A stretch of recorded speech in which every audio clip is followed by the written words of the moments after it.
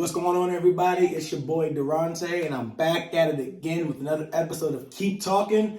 This week, man, I got my boy Big E Dice, man, here with me, man. Y'all remember him from a couple of months ago, man. The video was very well received, and everybody wanted him back, so we got the best DJ in Eastern Virginia right here, right beside me, guys. Appreciate that. Tell him who you are, man. Big E Dice, man. I'm a DJ / hip hop artist. I write music. I do everything. I do a little bit of everything.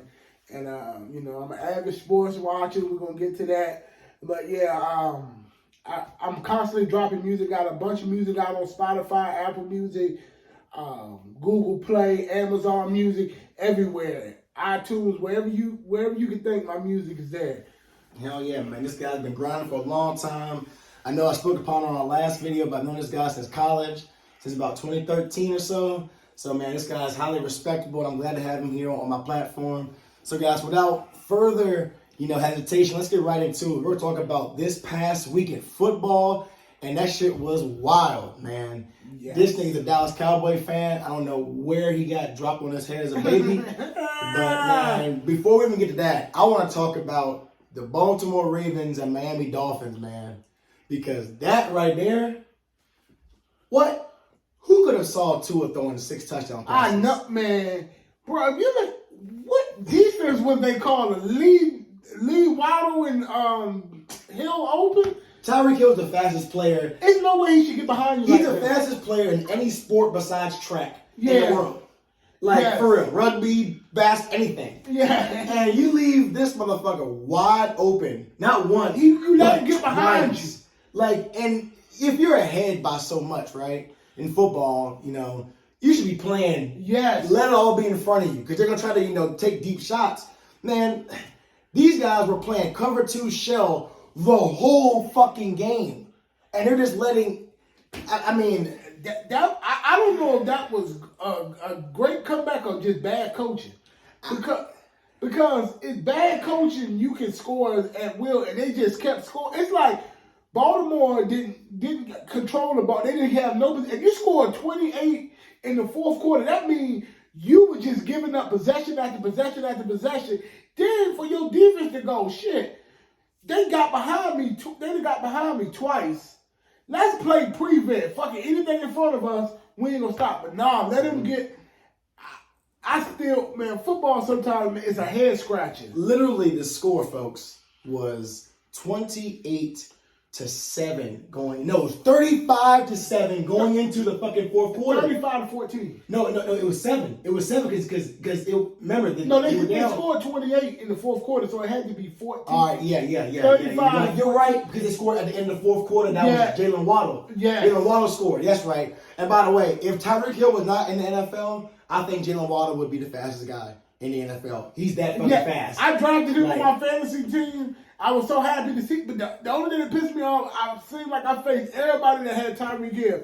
I couldn't believe I ain't never seen 2 wide receivers have 40 points plus in a game together. I ain't never seen that. And this dude, Tua, 6 touchdowns. And I'm just saying, his arm ain't even that strong, and you just let these people get wide open. Speaking of fast, by the way, I don't mean that to cut you off. Nigga, last night I was losing by 50 points. But you know what I had on my team? Josh Allen. Oh, Josh Allen. And Stephon Diggs. Oh, I got 75 points between the two of them. Damn, man. I was woke up this morning, I said, damn. I watched half the game. I watched the game. I didn't, bro, I've never seen a receiver and quarterback combo look so It looks like Torrey Holt and Kurt Warner, or like Marvin Harrison and Peyton Manning.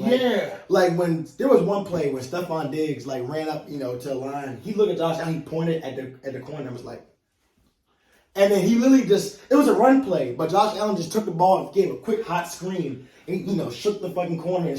But I was like, that chemistry right there. They do got mad chemistry. Josh Allen and him, they real close. And Stephon Diggs is real nice. The only Tennessee is just horrible, man. But they also did it to the Rams. They did it to the Rams too. But the Rams were sleeping, man. They was just they just came out of that Super Bowl win. Then they, what I'm saying. But yeah, you would think that the Tennessee Titans, who had just lost to the New York Giants, Yes. Well, come on. and had just seen what Josh Allen did to the defending Super Bowl champions. Yes. With Bobby Wagner, with all the shit they added onto the team, you would think that that they would be like, oh yeah, we're going to leave. No, the Bills shut Derrick Henry down. Yes, so they bad. were hitting him as soon as he got the ball. 3-4 yards in the backfield. Yes. Look, this is what it is. Running backs have a short shelf life. They have those 2, 3, 4, at the most 5 prime years. Every now and then you'll get an Adrian Peterson or a LaShawn McCoy that can be good for 10 years. You know what I'm saying? But for the most part, running backs, like you got. But the thing is, a running back, like I don't think Derrick Henry. Well, he did have a foot injury. I don't think he lost that much. But your line deteriorated also. Yeah. That's what gets because I think Zeke behind a good line is a pretty good back. I'm not saying he's old Zeke. Yeah. But you give him an excellent line. You give a running back an excellent line. You give him San Fran's line. Yeah. He's a 100-yard rusher again. Yes. Yes. And then on top of that, Tennessee has no threats on the outside. Robert Woods is their number 1 wide receiver. They have no threat. A.J. Brown was everything in them. Yes. His yards after catch, he was their Deebo Samuel. Yes. And now they don't have that ability to stretch the defense. Yep. And now guys are stacking the box, 8, 9 in the box. And they're going to say, hey, look, we're going to make this big back run side to side laterally. Make his feet shuffle. Make him stop his feet, stop and start. That's how you stop a big back. Yes. Right? It's always been the formula. But with that being said, moving on to the next one, guys. How about them Giants at 2-0? Trash. 2-0. The Giants New York is Giants. garbage. Oh. Y'all got lucky against Tennessee. Then, this week I'm like Carolina. Well, Baker Mayfield ain't worth the hype that when he came in. I can't believe he got drafted before Josh Allen. That's crazy. He went first overall. We know why though. Yeah. But he literally stunk it up. Then, y'all, I can't believe Carolina let Daniel Jones, I was watching the end of the game. Daniel Jones got, what was it, a third? And he scrambled, whatever? He scrambled, yeah. Yeah, but people don't realize this. Daniel Jones actually ran a faster 40-yard dash than Josh Allen, a faster 40-yard dash than Andrew Luck, and Cam Newton. He had wheels. Remember last year he had that 80-yard run and he tripped. But it's like 39 at the end of the game when you can stop, you can get the ball back and you let this guy. I mean, he has that ability. He just doesn't run that often. Yeah. He's goofy. He looks like Eli Manning, but he doesn't have those intangibles. Yes. Eli Manning was, I've been a Giants fan since 2007. All right. And ironically, the next season, ironically, that season they won a Super Bowl. I became a Giants fan in week 2 because I watched Brandon Jacobs. Oh yeah. When I saw like I was looking at him because I played Madden before I even watched football. I didn't even play football like actually with like pads or nothing. And I remember playing with the Giants one time because we played with random teams, and I was like, man, this running back, man, he can run over everybody and he's fast. I thought that all running backs in the NFL were 6'1", 6'2", because he's 6'4". Oh no! I started looking at other teams. I'm like, damn, 5'8", 5'9", what the hell? And then I watched like the actual games, and you see Brandon Jacobs you're like, yo, like besides Derrick Henry, and Derrick Henry isn't as big as Brandon Jacobs was. Jacobs was 6'4", 275. Damn. Henry's 6'3", 260. Like.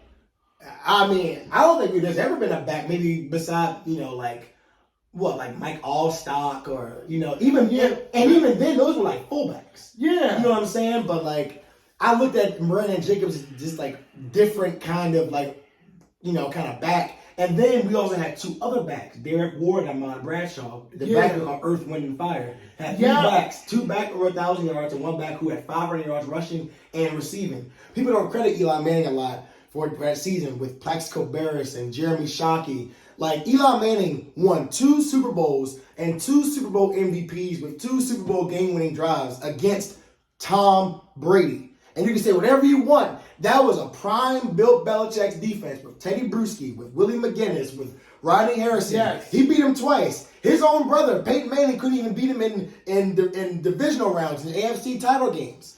Like, if the Patriots had beat the Giants on that last championship, they would have had an undefeated team, and people would have called them the greatest team in history. And the Giants beat arguably the greatest team in history. Think about it. Since there's only been a handful of 15-1 teams, all right? So what? I think maybe the 2015 Panthers were 15-1. Yeah. Weren't the Vikings with Randall Cunningham, weren't they 15-1? I know there's been a lot of 14-2 teams because Tom Brady's been on a few of the 14-2 teams. If I'm correct, I believe that 2011 Super Bowl team that he played against when Deion Branch was on the team, I believe that was a 14-2 team. But like I said, it's hard to get to that and to be 17-0 in this era of free agency and movement around and injuries and stuff. Like, and for Eli Manning, whatever you want to say, if you look at all the numbers and the metrics, he's technically the most clutch quarterback in the postseason. He really is. The second person to him is Joe Flacco. Yeah, Eli deserves the Hall of Fame. Eli will get Hall of Fame. He's top 10 in passing yards, touchdowns, and I mean he also he put a storied franchise kind of like back on the map. The Giants have low-key always been pretty good. Remember, they were in the Super Bowl in 86, in 90. They also went back to the Super Bowl in 2000. They lost to the Ravens, obviously. Yeah. But, they went in 07 and 11. And in 2016, they had a pretty good team with Odell Beckham and all those guys. But, yeah, man, the Giants being 2-0 this season as...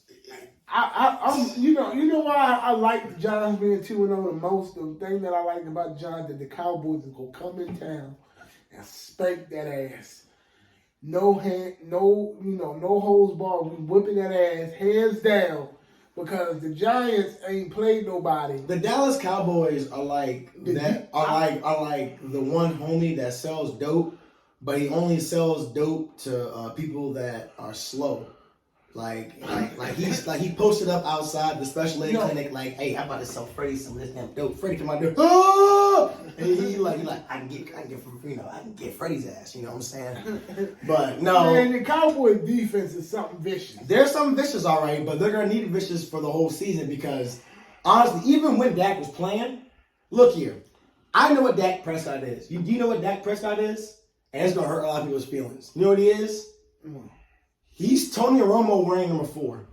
That's what Dak Prescott is. Wait a minute. That's what Dak Prescott is. He's Tony Romo. No, wait a minute. Okay, first of all, and to be honest, he's not even Tony Romo. Yeah, he's not Tony Romo. Tony Romo, you give Tony Romo a defense, the defense we have now. Tony Romo is at least in the NFC Championship. The 2014 Dallas Cowboys were one of the best regular season teams I had ever seen. DeMarco Murray, Dez Bryant, Jason Witten. He never had defense. That team right there, I was like, man, this team right here, they look good. But you know what happened? Tony Romo happened. Tony Romo literally had a game against the Giants where he threw 4 touchdowns and we still lost. When you throw 4 touchdowns, you tell this man has scored 3 or 4 touchdowns in a game. Then you put the pressure on him in the fourth quarter because the defense can't stop them from scoring. We never had a defense. Now that is a game manager. With this defense, all he has to do is the first game. I don't know what Cooper Rush must have gave some type of, I don't know. No, Cooper Rush was just making the correct play. That's it. They must have simplified the game plan. Of course. 1, 2, 3 hit was not there. And I guess the players a player as a wide receiver or a running back, you go, he's not the starter, so we got to up our game in order to help him. But when you got Dak, sometimes people get comfortable.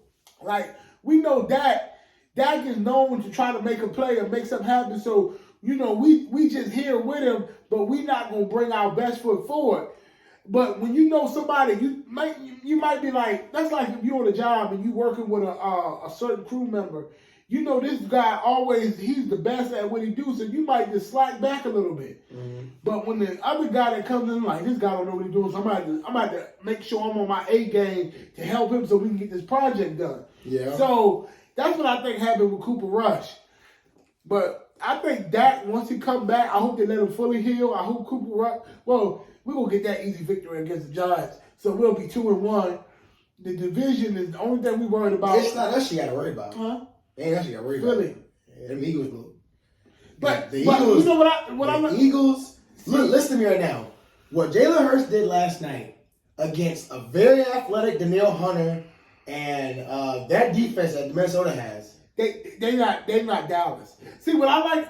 I know Jalen Hurts. I'm not a big fan of him because if you make him a pocket quarterback, he's not. But here's the thing about it. He's evolved. He's gotten better with that. That deep throw that he made last night to Watkins. He didn't make that throw last year. Last night he was 10 for 10 starting off.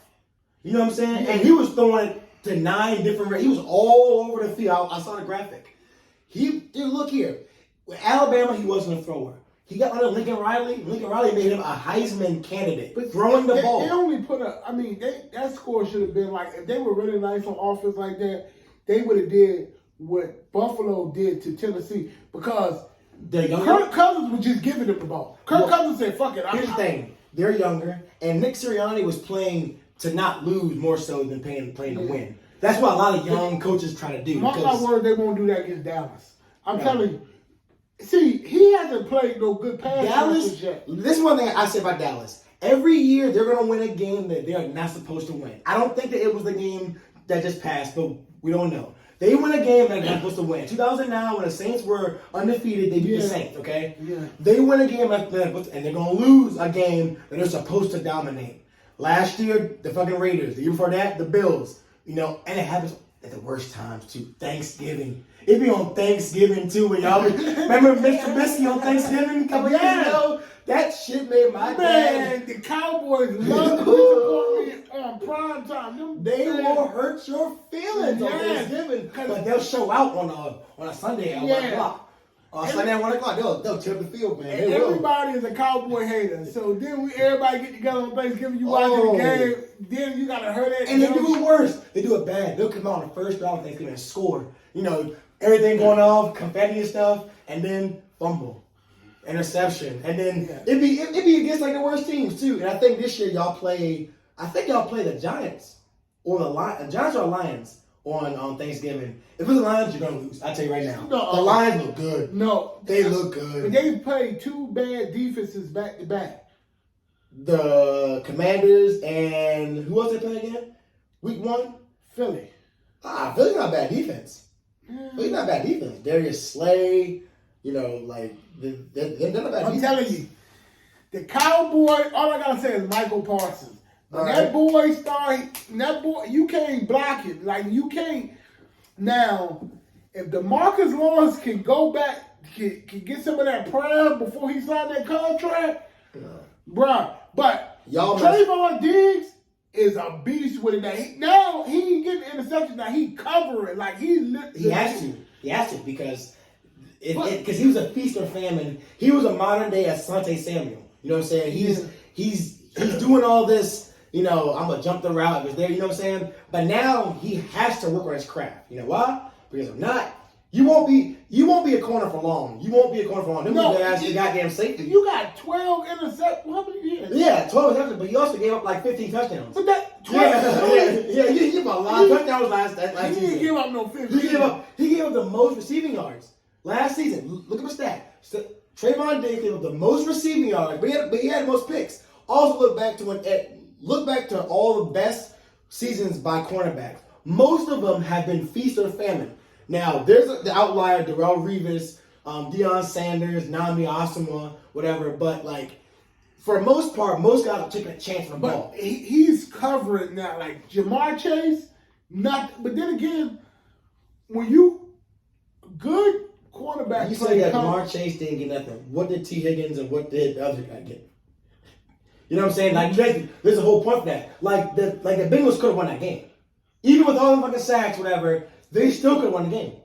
But we had a backup quarterback. I understand that, but like, think about that for a second though. With all them sacks, all them turnovers, the Bengals still could have won the game. You know what I'm saying? Like, Yeah. and that lets you know that Dallas is a team that plays down to the competition. They'll play a really good team tough. They will, but they'll get blown out by a really bad team. They really get blown out by good teams. But the thing is, a quarterback also is just a good pass rusher and a good quarterback go hand in hand. Mm-hmm. So now you got Michael Parsons putting constant pressure on these quarterbacks. Trayvon Diggs probably ain't gonna get a lot of targets because they're gonna try to get the ball to a check down. Mm-hmm. Then if they slip up and get hit and release that ball, he's an interception waiting to happen. So they probably don't even go his way. They're not gonna try to go his way that much. But Michael Parsons making him a prominent pass rusher takes our defense to a whole nother level. And defense, we just gotta be better than average on offense. But I don't think we're gonna be anything until Mike McCarthy is out of there because the team has no discipline. We get penalties at the wrong time. We take one step up and two steps backwards. Then he just looks like an idiot on the sideline, shaking his head like, I don't know what's going on. Motherfucker, we led the league in penalties for the whole year. Now this year you shake your head like, I don't know why they get penalties, because you have no discipline. You have no structure, no nothing. And literally, you a puppet when somebody tells you, hey, we're going to hire you, but you got to keep my guys. You got to keep my guys. Yep, all right, yep. Hey, guys, it's so hard to be a Dallas we're going to take a quick 30-second break. We're going to let Big E plug in his information to you guys. Tell them where to find you on Instagram and Twitter, all that stuff, all right? I'll be right back. All right. Yeah, you can find me on Facebook. My Facebook page is facebook.com/DiceManMusic. I'm also on YouTube. Just type in Biggie Dice Man. You can Google Biggie Dice Man. Let me see. Go to Amazon, type in Biggie Dice Man. I'm on there. If you go to a Burger King and you see a wanted poster, you'll see Biggie Dice Man. That motherfucker has Biggie. He can't go to no Burger King. That motherfucker. Can't have it his way at all. But man, so who do you think right now in the NFL is the best player in the league? Right now. I'm not saying, all time, but right now as it stands. Who's the best player right now? To me, my favorite, I don't know. I say best player. Let's do offensive defense. All right. Offensively, I'm going to go first, all right? Okay. I believe right now, currently as it stands, I believe offensively is Josh Allen. I know you were going to say Josh Allen. I'm a Patrick Mahomes fan. Yeah. I mean, I believe Patrick Mahomes I think he's everything. But right now, Josh Allen is like the quarter. If you could create a quarterback on like Madden, that's who you're making. His ability to hurdle, to run over, to make every throw, it's everything that Mahomes can do with a plus, but Mahomes can do more with his arm. Like, you know what I'm saying? Like Mahomes is a 99 and Josh Allen is a 98, but his 98 is like LeBron's 98 compared to like Giannis's 99. Yeah. You know what I'm saying? Like Giannis right now, if you guys don't know, 2K, he's 99, LeBron is a 97. But like Giannis is the best player in the world, but like who would you rather be, Giannis or LeBron? You know what I'm saying? Like LeBron can do just about everything that Giannis can do, plus, the shot making. You know what I'm saying? Like, yeah. So like that's the way I look at it on offense. And defensively, I mean, I don't think it's. I mean, right now it is very close. It is Aaron Donald and Michael Parsons, and honestly, a close third. He's already young, but I called it in my group chat, on my fantasy football group chat. I told my guys, Aiden Hutchinson on the Lions, he's going to be, he might not only be the defensive rookie of the year, he might be the defensive player of the year. He had 3 sacks as a rookie. And remember, he had 16 and a half sacks in a college football season. It's only 12 games. Yeah. And that's hard to do because, like, the quarterback, they're all young. They all can move around. And you know what I'm saying? like that's hard to do. You know what I'm saying? Like a lot of teams run options and stuff like that. You know what I'm saying? So, what do you think? I mean, if somebody was like, you want to start a team with somebody, I'm taking Pat Mahomes. I mean, that's just my guy. He's exceptional. And plus, he. What makes Mahomes better than all the other quarterbacks? It's just he's just so quirky. Like, with just watching him against like you think you got him and he'll just take, just like the left-handed pass. The ability to change arm angles, the ability to see. This is what I say. My analysis of him. I believe he is the best of Brett Favre, but without the mistakes. People don't realize that Brett Favre was. If you look at early film of Brett Favre, just like Mahomes, running around. Rocket arm.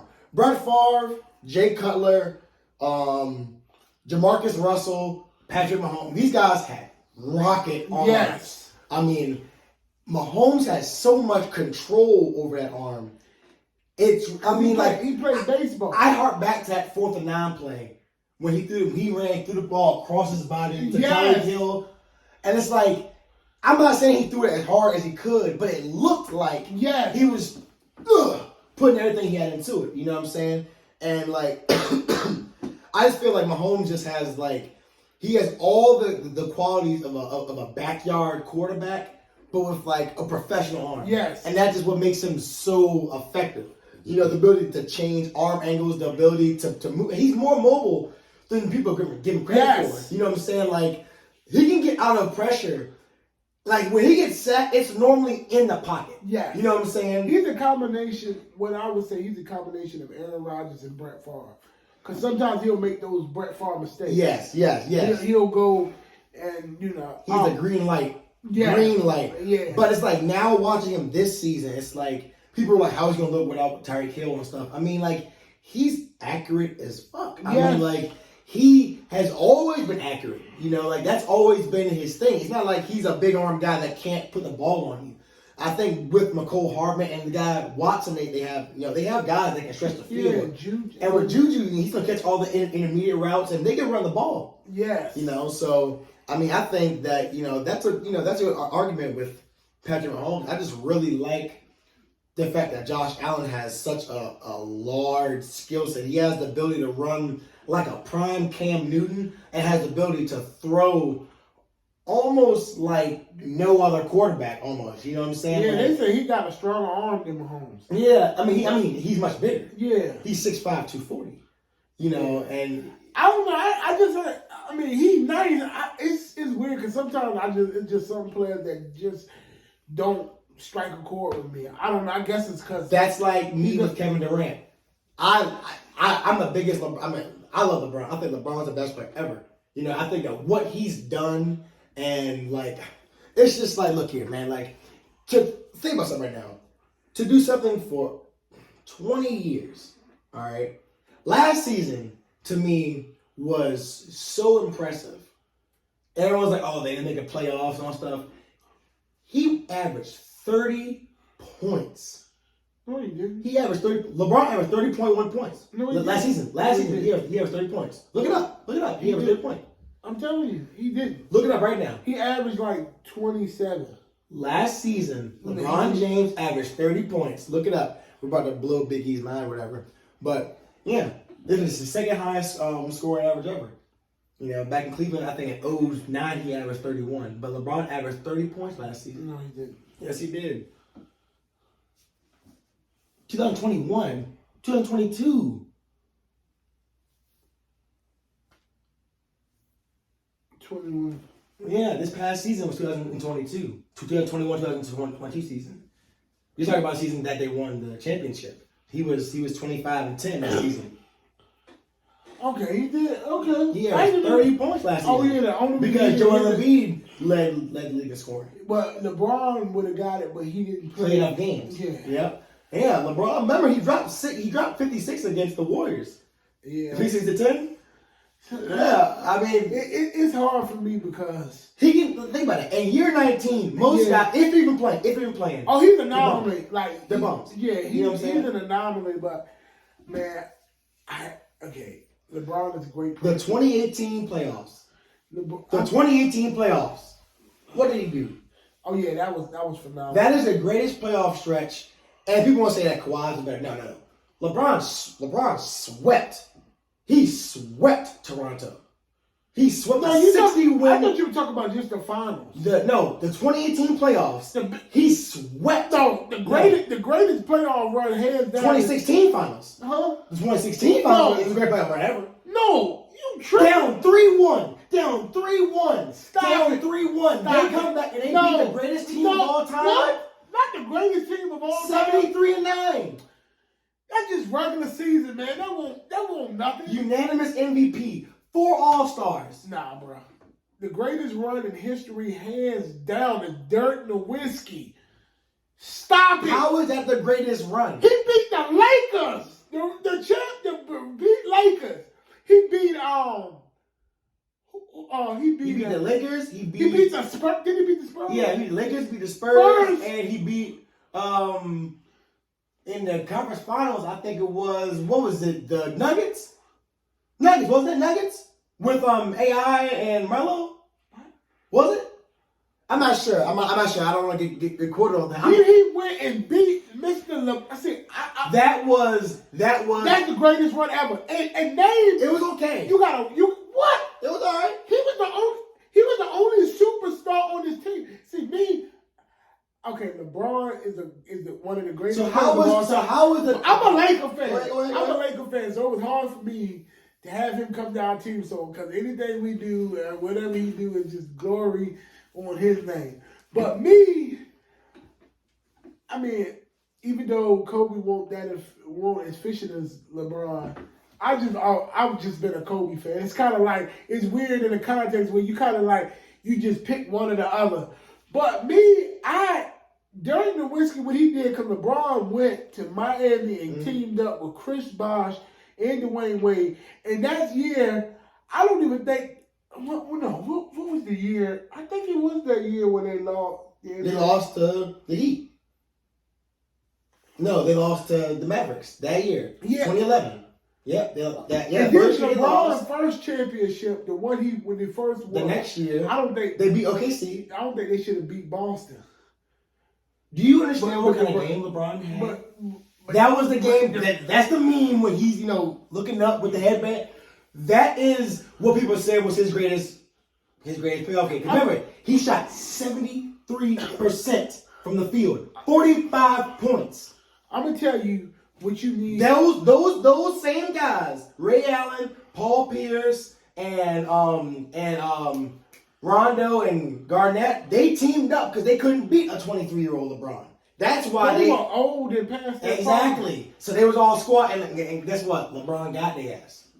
What can you say about it? And he beat him. Him and Dwayne Wade beat him. Chris Bosman was not a factor. Shane Battier, but he couldn't be a factor because LeBron got such a high usage rate. He turned everybody's. Remember that first year that's why LeBron always needed. Remember the first year they lost. Yeah. Dwayne Wade said. Dwayne Wade after that. Dwayne Wade said, "Hey man, this is now your team." After that, what happened?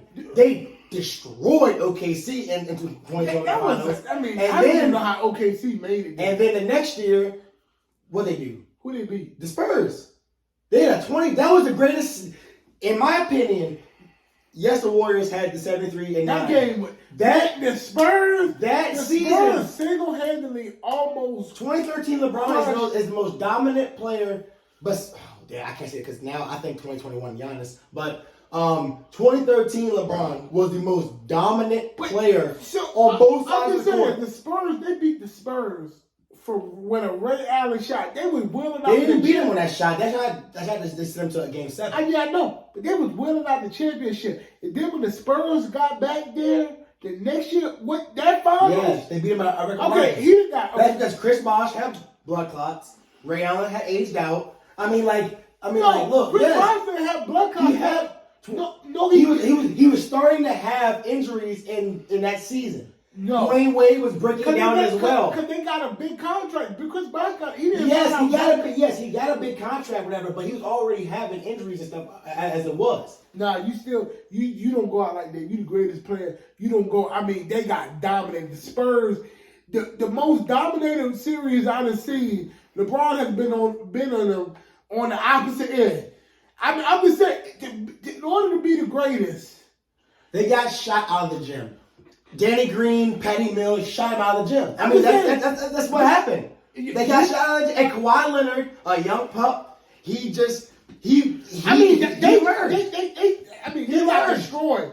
So I'm just saying, man, I sound like a hater right there. But LeBron, he was a young LeBron. So let me defend that. He got swept 0-4. Then he went against us. Then he lost to Dirk Nowitzki, who had an old Jason Kidd.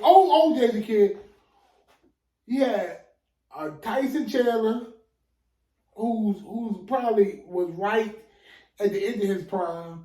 He had Tyson Chandler was still playing on Deshaun Stevenson, I think. Jason Terry on close to retirement. He wasn't close to retirement. Jason Terry was playing up until the last few years. Yeah, Jason Terry was a dog. But I'm just saying, you can't name a second superstar on that team. Of course not. But Dirk that season was so Dirk was so dominant. Yes, but that's a huge meltdown.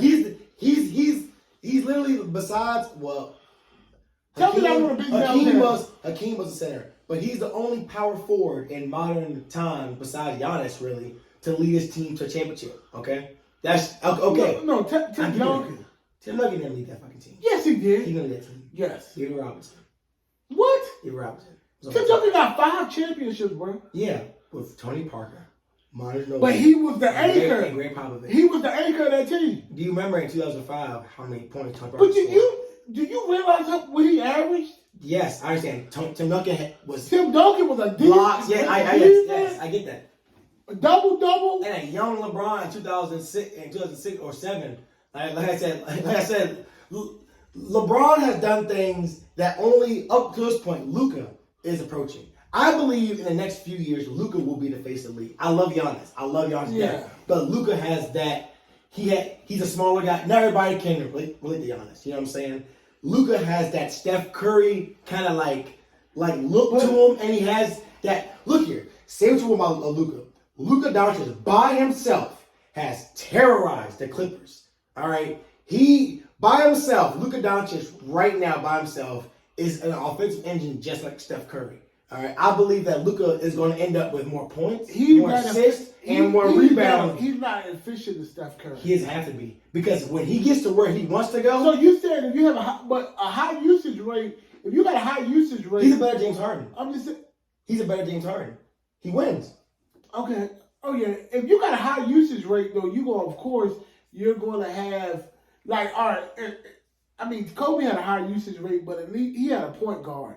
A point guard used to have to give you the ball in order for you to set up your spot. You know Kobe brought the ball up. Kobe. Derek Fisher was a real point guard. In his later years, yes. But early on, Kobe was bringing the fucking ball. No, he won't. Yes, he won't. Man, watch the finals. Bro. Watch the finals. When he came up to the damn court and he lobbed the damn ball to Shaq. He brought the ball. No. Jordan brought the ball up. Triangle offense don't even work like that. Jordan even brought the ball up. And he ran some offense. You probably looking at Game 6, when he brought the ball after the fucking rebound and he shot on Byron Scott. That's the end of the game. I'm just saying, for the most part, LeBron had the ball in his hand from beginning to end. Luka Doncic, of course, you're gonna have. You know why LeBron did? And then on top of that, in this time in the league, this time of day, players. It's way more easier to score. There's no hand checking. They allow you to go to the line at will. Mm-hmm. I mean, your stats gonna be inflated. Like today's passes is going to be way greater than the people in the past because defense can't do it. And they're throwing the ball more too. Yeah, in the NFL. Yep, and the defenses you can't even touch them. You can't. Yes. So everybody's stats are going to be inflated. LeBron came, he got the tail end of like the old way, and then he came into the new way. And now, if you watch LeBron, his scoring isn't efficient. Like a lot of the times, he just stands behind the 3-point line and shoot threes the whole game because he's an older player. I mean, your legs get tired after so many, and he's constantly working and doing stuff. So, but his three, he's added the deep three to arsenal. Yeah, I will say that the ability to pull up from.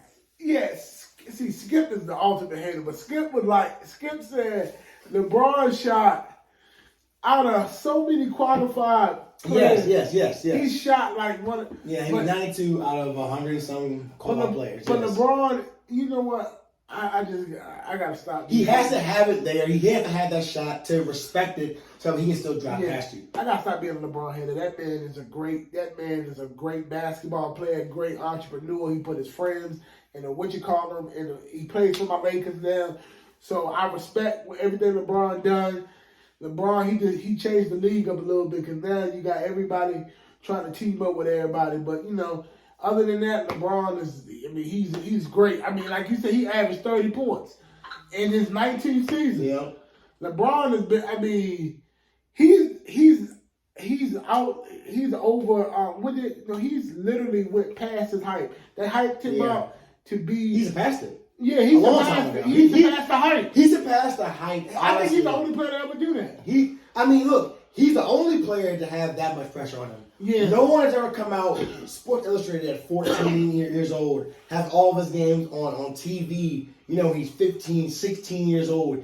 And to have all that hype, to not play in college, to go straight to the NBA, and within 2 years be in the finals, and everybody just knows, oh yeah, this guy is straight. Even when they said he had 2 60-win seasons in Cleveland. Yeah. That first go around. When he came around, the first time he came back to Cleveland, remember his playoff run. He swept a 60-win Hawks team with Jeff Teague, with Schroeder, with Al Horford. Was he? No, I don't think he was on there that year. Horford. That was a good team. That was a 60-win Hawks team. The East. Everybody said that. Everybody said the East was weak. The East been weak. And then he said, you know what? I'm gonna go over here to the Lakers. After he won the title with Cleveland, he said, you know what LeBron and Tom Brady they're considered the greatest in their sport and all the championships. You know what LeBron and Tom Brady got in competition? Got in common. What's that? They had the benefit of playing the weak divisions. He played in a weak conference. That's fair. And Tom Brady played in a weak division. Mm-hmm. And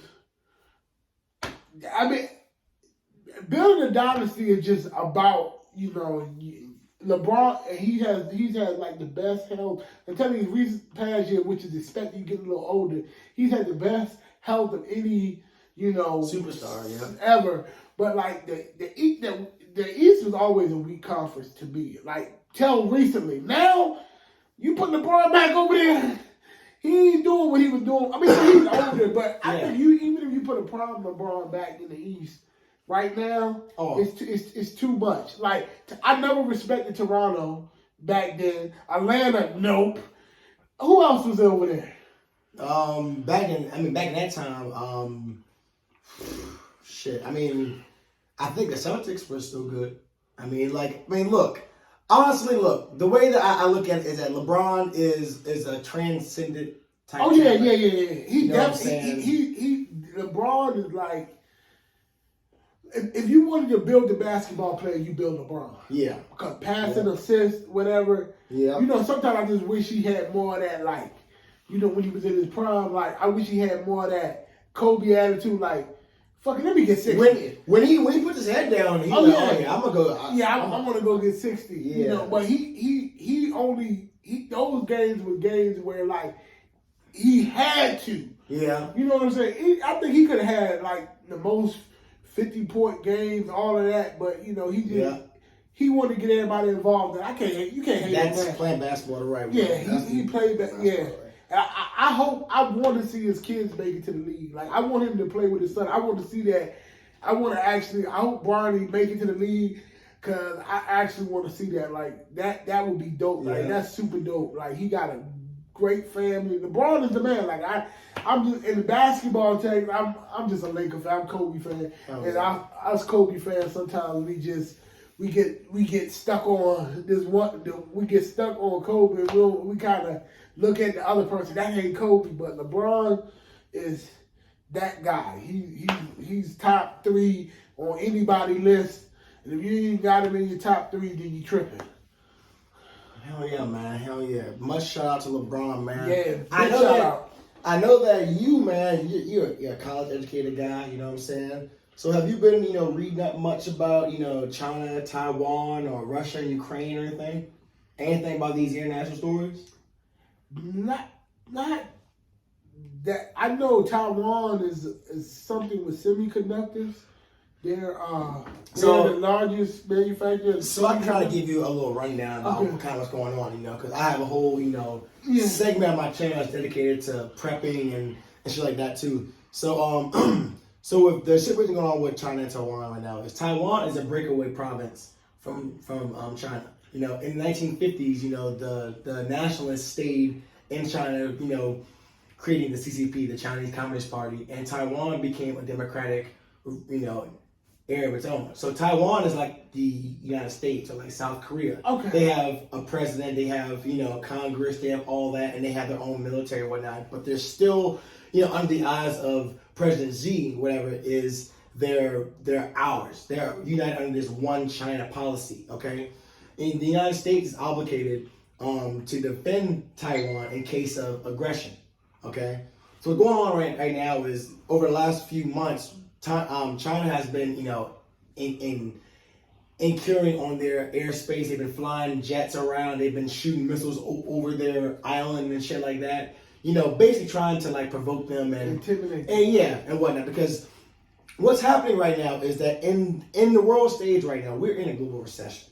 All right, people are probably seeing it, at the stores and whatnot, believe it or not. Yeah, but there is a full-fledged war going on in Eastern Europe right now, in Ukraine and Russia right now. I mean, there's a full-fledged war going on. It's not some little Afghanistan, we're losing 1 or 2 guys a day. No, there's 80,000 casualties on the Russian side, last reported, and why when the war first, I just want a quick question. Why when the war first started that they were reporting on it nonstop, now it barely comes, I barely see anything about it. It's just like the war in Afghanistan, you know what I'm saying? Like right now what's going on is Russia is basically like retreating because Ukraine is being armed with these HIMARS rocket systems and all these weapons from the Western countries and NATO, okay? And they're starting to realize that fighting an actual conventional army with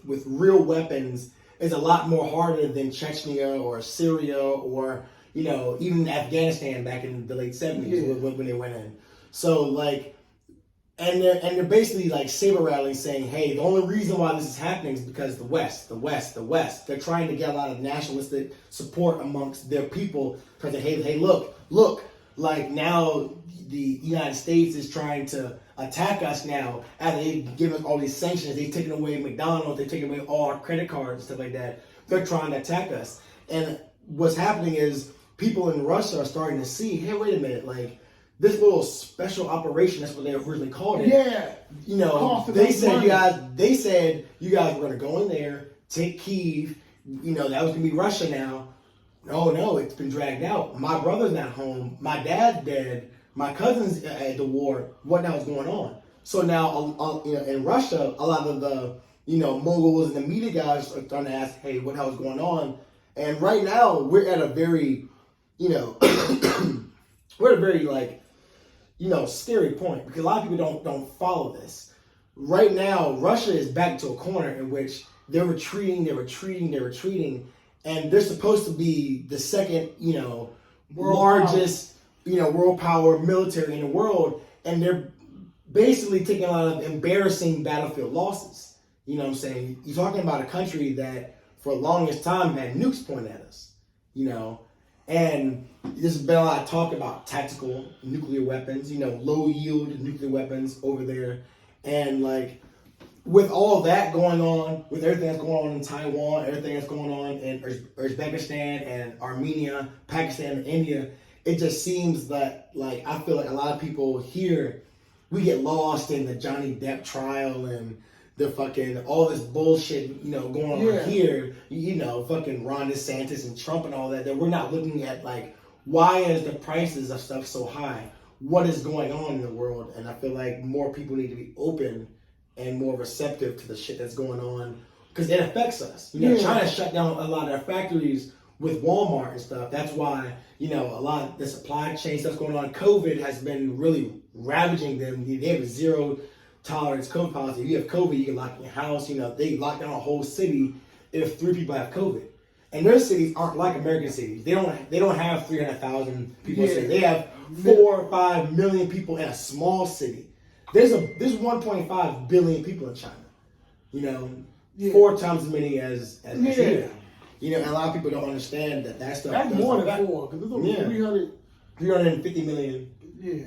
It's a lot. Yeah. I seen a channel a while ago and was like, at a certain point, Russia was going to back out because the people was going to start seeing that the money loss. Because think about this, you're going to take something over, so you're destroying it. Mm-hmm.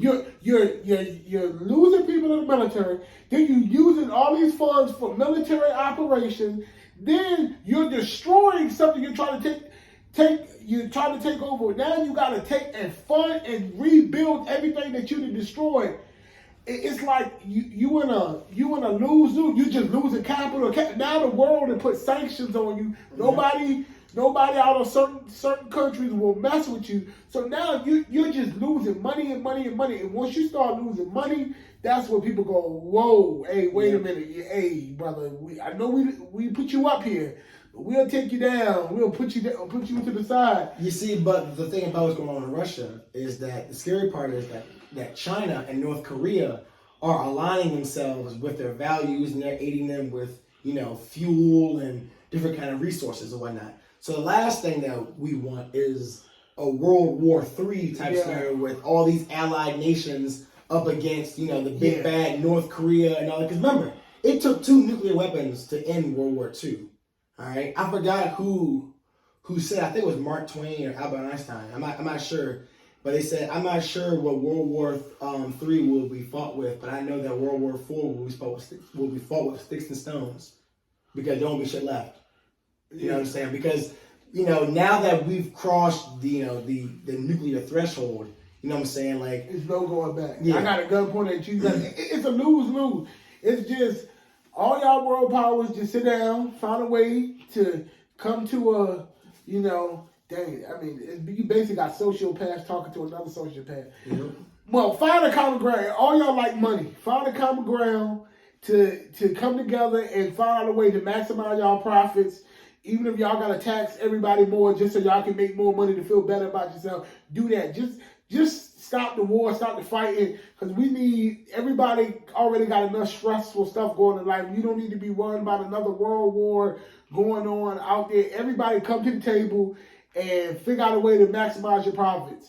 Do whatever you gotta do. Just stop killing people and just have peace. Can we have peace? Why can't we live in peace and harmony?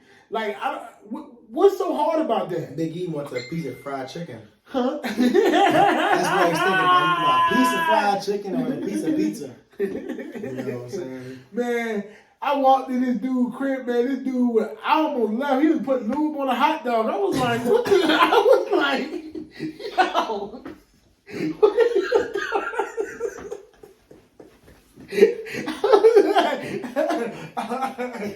He's not like it when it slides down my throat. I'm like, yo, whoa, bro. This nigga right here, this nigga Big E ain't got no neck. This nigga is an unlynchable Negro. Back then, they would just shot his ass. They said, we can't have this nigga. This is no possible way he can have this nigga. We gotta shoot this nigga right here, goddammit. Like when Big E passed away, there's gotta be 12 pallbearers for this nigga. 12 pallbearers for this bitch, man. We gotta have an XXL casket. Oh, man. Lord Jesus. Man, yeah, man. This dude, I told him, you gotta wait till you about 40 or 50. But he said he's gonna get his prostate checked. I don't know what that's about. But he said, man, it's just something about when the doctor put them gloves on. He said, when the fingers on my ass, I just feel it. I just feel it. And I don't know what it is, man, but I feel it. You know, I feel like I feel alive again. You know what I'm saying? Oh my goodness. No, man, but man, like the state of the world is in, you know, like disarray. You know what I'm saying? And I feel like more people need to take, you know, knowledge about it. You know what I'm saying? There's some good channels to, you know, tune into. Full Spectrum Survival, Canadian Prepper, another guy named City Prepper. These guys put out a lot of great information about what's going on in the world and things that we can do to isolate ourselves from the impacts of, you know, climate change and inflation and, you know, even things like martial law or, you know, things like hurricanes and things that can affect your average everyday way of life. You know what I'm saying? And it's so important, guys, you know, to have everything that you need to sustain a reasonable way of life in case the amenities and luxuries that we've become accustomed to just suddenly, you know, just fall apart. Because, I mean, it can happen. You know, like Rome was around for a lot longer than what the U.S. was. You know, and I'm not saying that the United States will become a third world country, not like that. I'm just saying that you always need to be prepared, you know, for yourself, you know, your family, you know, everybody around you. You know what I'm saying? That's why I always, you know, preach on my channel a lot of times is to build a community of people that have like-minded values and you can trust and have certain skill sets that will contribute to, you know, the community. You know, that's why I got, you know, Big E here. You know, if, you know, I need him to go outside and kill a deer, I know that he can go outside and kill a deer.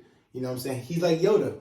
You know, when it comes to food, you know, he'll get that force and he'll just float towards some shit, knock it out. You know what I'm saying? But hey, man, like talking about, you know, all this shit, you know, is like a downer or whatnot, man. But on a lighter note, have you heard about the shit going on with Tiffany Haddish and Ari Spears? Yes. Man, did you know the backstory? The backstory, like I've heard a lot. So like, fill me in on what you know. Apparently, the thing is, it was Tiffany Haddish's friends' kids. Mm-hmm. She basically asked to borrow the kids or whatever for this skit, and now the kids when they were younger, I mean, they felt they said the kids been trying to file a suit for a long time, mm-hmm. but they just kept sweeping it under the rug, and they were underage. But now that one of the kids that was using the skit is an adult, they went and filed adult paperwork in order to you know, to get this thing, you know, rolling. The weird thing about it is this skit came out in 2018. Mm-hmm.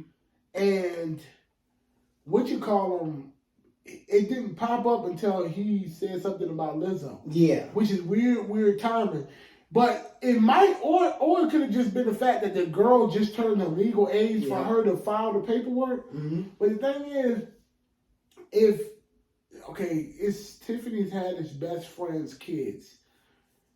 That skit, I mean, first of all, you shouldn't just let your kids just go with, right? I mean, I guess if they're best friends. Yeah. But if she said, my kids, I'm gonna use your kids, I'm taking your kids to Hollywood to use them in this skit. Yeah. You should say, let me go. Yeah. Let me go. I want to see what you. But haven't we learned that from the R. Kelly, you know, thing that, you know, especially in the black community, that a lot of, you know, parents are just looking for like the bag or like the lick more so than the welfare of the kids or the image. Yes.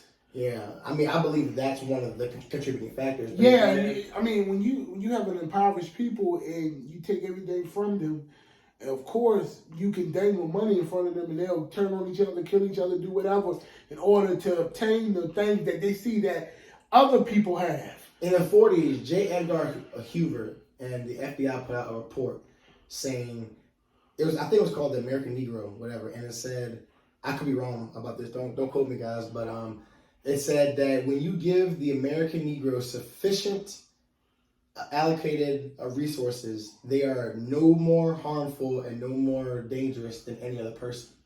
Yeah. But they also knew that without those, that you can create instability. Yeah, like rats. Yeah. I mean, they did a study with rats. If you deprive them of certain resources, if you deprive them of different things, they become more aggressive. Mm-hmm. They're more likely to fight amongst each other. Why do you think people we live in a why did I mean? Well, we didn't grow up in there, but people they call it a project, a ghetto. Yeah. Ghettos is what they had in what they used in Germany. That's what they used to call those camps, ghettos. Yeah, rundown areas. Yeah, so you apply that to you take these people, you strip them of everything, and then you show them what life can be like, with all this money and how you can move. And then you tell these people, hey, if you tell us everything that they're planning to do, we'll give you $1 million. They go, oh, I want to give my mama a house. I want to give my mama to live good like they live. I seen this say in the 60s. I seen Marilyn Monroe on TV. I want that.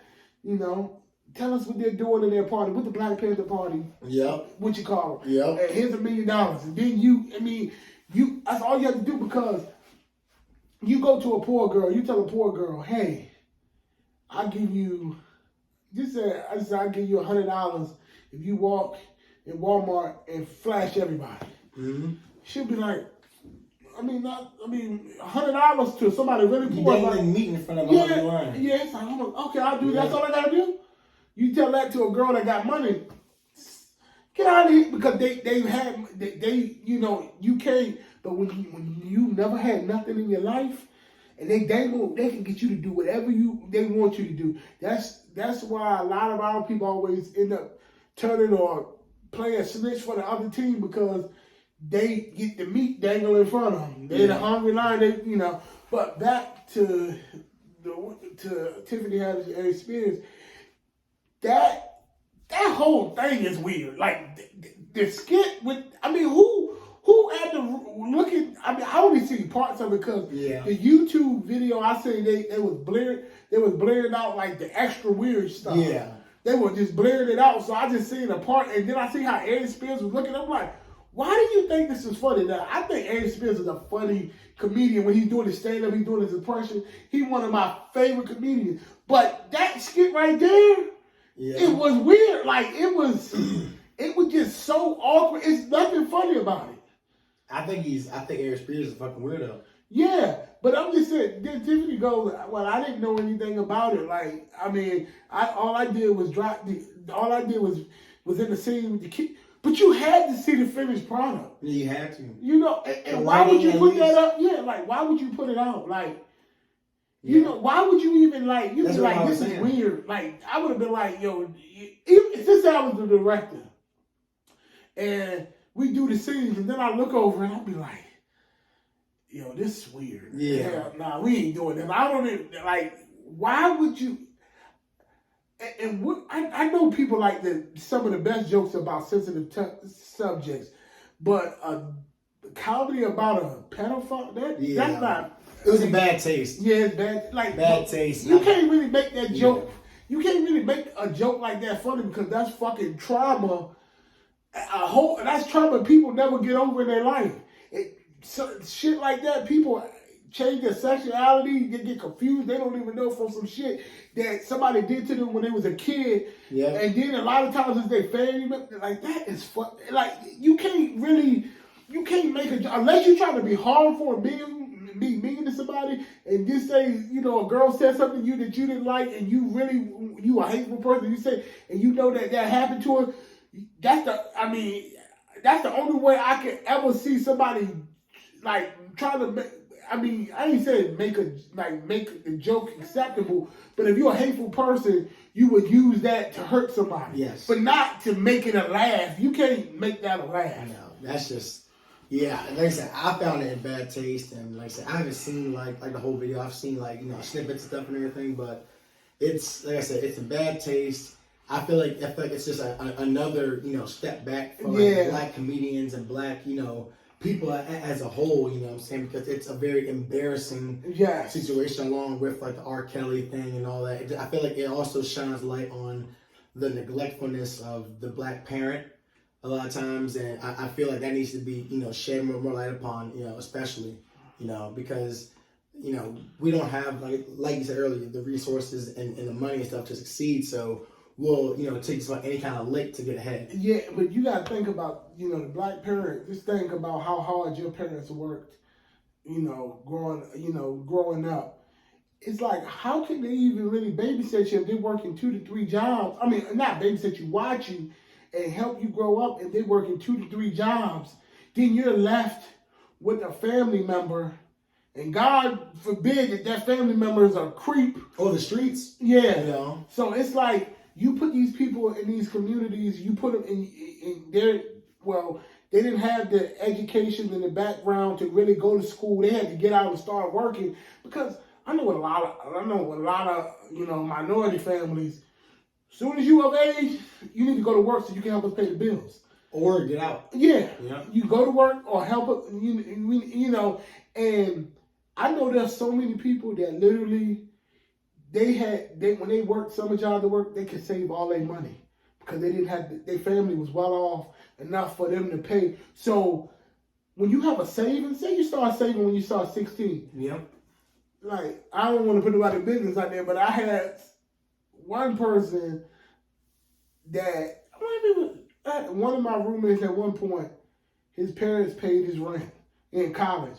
And he was working he had a nice job. All his money, saving. Just imagine when you turn 16, you didn't have to help out with no bills, no nothing. You create a savings, a nest egg, and then your parents have excellent, just say they have excellent credit. Now they can co-sign for you to do everything. Now this little job you have, or they can add you to their credit card and build credit. Like, a lot of people don't know that you can add your kids to your credit card and do different things. And then you're getting taught like financial literacy at a young age. You getting to build your credit, all that. Yep. Some people got a telephone. That's something that black families don't have a lot of knowledge of, is financial literacy. Yes. So that way you can't pass it on and whatnot. And I feel like that was actually on purpose. You know, there's some black kids that ain't even 18 yet and got bad credit because their parents done put a phone bill or cable in their name and didn't pay the bill. Yep. You know what I'm saying? That's a bad. You already getting a bad head start in life. Yeah, a severe disadvantage. Yeah, disadvantage. But you know, like they say, you can't make excuses. You gotta go. You know what I'm saying? It's a few people that get through the crack. It's like Tupac said, the roads that grew from concrete. It's a few roses that get out the concrete, but you know, it's hard when when your parent, you know, working 3 jobs and they make less than some lady sitting behind a desk somewhere. You know, you make hard labor, like, and they have this misconception: the harder you work, the more money you gonna make. Yep. Smarter you work, the more money you gonna make. Because if you work in there's plenty, the poorest people in the world work the hardest. Yep. Just to have nothing. Just to get by. Yep. Yeah. Just to get by. You know, and I feel like, you know, that's a lot of people in this, you know, like world and situation right now, you know what I'm saying? Yeah. And in today's economy, you have to have multiple streams of income just to survive. Yes, you do. Unless you have a significant, but as an individual person, you have to have multiple streams of income. Everything, you got to try to monetize everything. Like, you know, I be trying to tell, you know, certain people that, you know, that's, if you're an artist and all these different things, put your music up on Spotify, put your music on Apple Music. That's residual income. That's income that you make while, you know, you just chilling. Like right now, you know, if my song on Spotify get a play, you know, that's some type of income. You know what I'm saying? You just have to, us as, you know, minority people got to help each other. Like, we got to help each other. We got to tell each other about good and bad credit, how credit is better than cash, because credit shows, hey, I'm good to pay this. I have a history of paying my stuff back, so you can let me borrow whatever because I have a history of paying.